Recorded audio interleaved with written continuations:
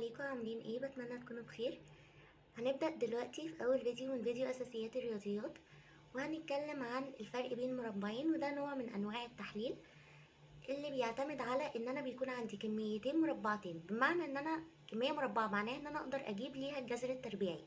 طيب كميتين مربعتين عندنا هنا زي س تربيع جذرها التربيعي س، وص تربيع جذرها التربيعي ص، وهو فرق بين مربعين، فبالتالي الاشارة اللي بينهم هتكون اشارة سالب او فرق. طيب دلوقتي لما بيجي يتحلل بيتحلل ازاي؟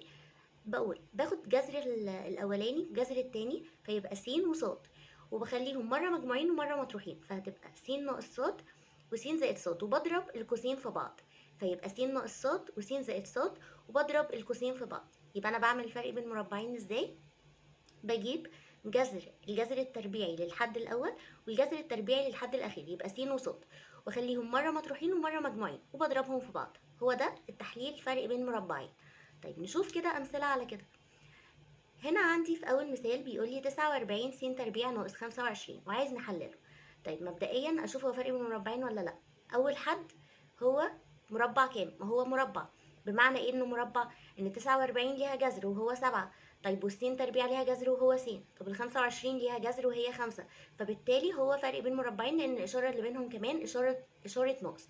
طيب يتحلل ازاي؟ جذر الحد الاول 7 س، جذر الحد الاخير 5، فهيبقى 7 س و5 و7 س و5، وخليهم مرة مجموعين ومرة مطروحين، وهو ده التحليل ان هما مضروبين في بعض.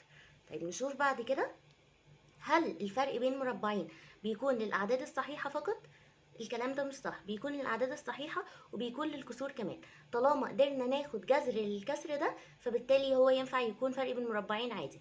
بمعنى ايه؟ انا عندي هنا تسعة وهنا ربع، بس التسعة ليها جذر تربيعي والربع ليها جذر تربيعي، فبالتالي هحلله فرق بين مربعين برضو عادي.